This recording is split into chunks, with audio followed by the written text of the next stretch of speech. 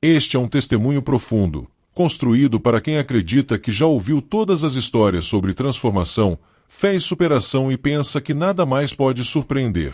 Antes de continuar, é importante quebrar uma objeção comum. Muitos acreditam que depoimentos como este são exagerados, idealizados ou distantes da realidade, mas aqui você vai acompanhar a jornada de alguém real, alguém que respirava ansiedade como se fosse ar, que tentava controlar tudo e todos ao seu redor, e que descobriu, quase por acidente, que nenhuma estratégia mental, nenhum planejamento obsessivo e nenhuma tentativa de autoproteção conseguiria trazer a paz que só veio quando a palavra de Deus alcançou seu coração.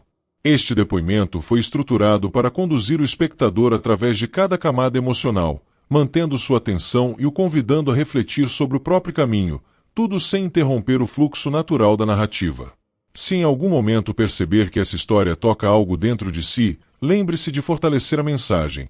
Inscrever-se no canal, curtir, compartilhar ou comentar faz com que histórias como esta alcancem mais vidas, mas tudo será sugerido de maneira orgânica, enquanto a jornada se desenrola.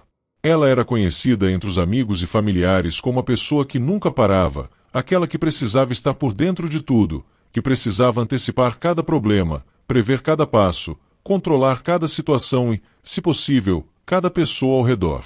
Do lado de fora, muitos admiravam sua organização, sua postura decidida e sua aparente força, mas por dentro havia um turbilhão constante, um aperto no peito que começava antes mesmo que o dia amanhecesse completamente, uma inquietação que não dava trégua, como se a qualquer momento algo estivesse prestes a desmoronar. Vivia assim há anos, mesmo sem perceber que estava presa em uma prisão emocional construída por ela mesma, onde a ansiedade era a única voz que gritava sem parar, convencendo-a de que se não mantivesse tudo sob controle, tudo ruiria. Essa sensação começou na adolescência, com pequenos episódios de preocupação exagerada, mas se intensificou com o tempo, principalmente quando começaram a surgir responsabilidades que exigiam dela mais equilíbrio emocional do que ela podia oferecer. Sempre acreditou que preocupações eram sinal de responsabilidade e que o controle absoluto era prova de que estava fazendo tudo certo. Não percebia que, na verdade, carregava pesos que não eram dela, e que muitas das situações que tentava controlar jamais dependeriam completamente de suas ações. Ainda assim, insistia. Acordava antes do sol, revendo mentalmente listas de tarefas, possíveis problemas, conversas que talvez precisasse ter, lembranças de coisas que disse ou deixou de dizer, tudo misturado, tudo urgente, tudo sufocante. Com o passar dos anos, essa demanda interna de controle se transformou em algo mais profundo e mais destrutivo. Ela já não conseguia relaxar nem nos momentos em que o corpo pedia descanso.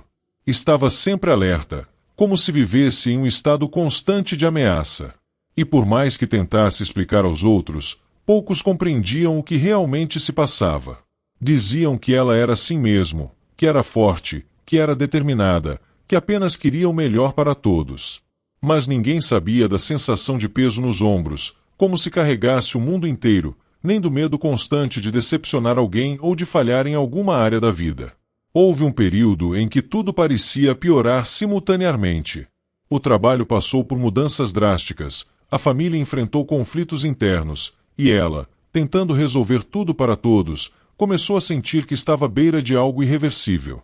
Às vezes, tinha a impressão de que o próprio a faltava, como se sua respiração estivesse sempre atrasada em relação ao ritmo acelerado do coração. Procurou soluções por conta própria, pesquisou métodos de organização, leitura de comportamento, técnicas de respiração, produtividade, mas nada parecia penetrar na raiz do problema. Porque o problema nunca foi a desorganização externa, era a tormenta interna. Em alguns momentos, chegou a acreditar que jamais encontraria descanso, que sua mente sempre seria aquele redemoinho descontrolado. Apesar de tudo, havia uma coisa que ela evitava: qualquer assunto relacionado à fé. Não que ela fosse contra, mas carregava dentro de si a crença de que espiritualidade não resolveria nada, que cada um precisava resolver seus próprios problemas, que esperar algo divino fosse uma maneira de fugir das responsabilidades. Por isso, sempre que alguém mencionava a igreja ou Deus, ela educadamente mudava de assunto. Dentro dela, havia uma resistência silenciosa, alimentada pela ideia de que depender de algo maior seria sinal de fraqueza ou de falta de controle sobre a própria vida. E controle era o que ela mais buscava. Foi apenas quando uma amiga, percebendo o desgaste emocional que ela tentava esconder, insistiu para que assistisse a um culto online, que algo começou a mudar. A princípio, ela aceitou somente para não parecer rude, prometendo a si mesma que ouviria por alguns minutos e desligaria. Mas algo diferente aconteceu. Ao ouvir a mensagem, a narrativa da palavra parecia atravessar suas defesas internas de uma forma inesperada. Não era um discurso motivacional, nem uma promessa vazia. Eram palavras que falavam diretamente com aquilo que ela nunca admitia para ninguém: sua vulnerabilidade, seu medo e sua exaustão emocional. A pregação falava exatamente sobre a sensação de carregar pesos que não foram feitos para serem carregados sozinhos, sobre a ilusão do controle absoluto, sobre a ansiedade que nasce quando tentamos assumir papéis que não são nossos. Falava também sobre descanso, não como um ato físico, mas como um estado profundo que só é encontrado quando se reconhece que não precisamos, nem devemos, controlar tudo. Pela primeira vez em muito tempo, ela sentiu algo semelhante a uma brecha de luz entrando por entre as frestas das paredes internas que construiu ao longo da vida. Naquela noite, ela não desligou o vídeo. Pelo contrário, ouviu até o fim, sem perceber o tempo passar, e quando a transmissão acabou, ficou imóvel por alguns minutos, como se estivesse tentando processar tudo. Havia algo naquela mensagem que tocava exatamente onde doía, e uma parte dela, aquela que sempre esteve escondida, finalmente começava a admitir que precisava de ajuda, que precisava de uma âncora fora de si mesma. E isso foi apenas o início. Nos dias seguintes, começou a ouvir outras mensagens, sem comentar com ninguém. Era como se existisse um diálogo silencioso entre o que ela sempre acreditou e aquilo que estava descobrindo agora. A Bíblia, que antes ela considerava distante, começou a fazer sentido em partes específicas, principalmente aquelas que falavam sobre descanso, sobre fé em meio à tempestade, sobre soltar o controle e confiar. Ainda assim, havia resistência. A mente acostumada a comandar tudo queria manter as rédeas firmes, mas o coração começava a experimentar algo que nunca havia sentido. Com o tempo, ela decidiu visitar a igreja presencialmente. O convite partiu da mesma amiga, e dessa vez ela aceitou sem pensar tanto. Ao entrar, notou que não havia ali o ambiente que imaginava durante toda a vida. Não havia cobranças, não havia olhares julgadores, não havia pressão. Havia acolhimento, havia uma atmosfera de paz que contrastava com o caos em que vivia internamente. E quando a palavra começou a ser ministrada, sentiu como se tudo tivesse sido preparado exatamente para ela, exatamente para a inquietação que carregava, exatamente para aquela sensação de que tudo poderia desmoronar a qualquer momento. Foi durante uma dessas mensagens que algo dentro dela simplesmente quebrou. Não no sentido negativo, mas como se uma muralha antiga, construída ao longo de muitos anos, finalmente cedesse. Ali, pela primeira vez, ela chorou sem tentar segurar, sem tentar explicar, sem tentar controlar. Era um choro de libertação, um choro que lavava sentimentos presos há anos, um choro que reconhecia que ela não precisava ser forte o tempo todo. E, sobretudo, era um choro que nascia da compreensão de que Deus não esperava que ela resolvesse tudo sozinha. A partir desse momento, a transformação começou de forma intensa e progressiva. Ela passou a compreender que a ansiedade não desapareceria do dia para a noite, mas que, agora, pela primeira vez, ela não enfrentaria aquilo sozinha.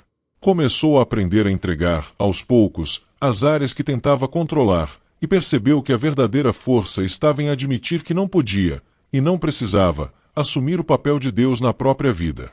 E essa compreensão mudou tudo. A palavra de Deus se tornou um alicerce diário. Versículos que falavam sobre confiança, sobre descanso, sobre entregar as preocupações, passaram a ser parte da rotina dela. Não como frases decoradas, mas como âncoras emocionais.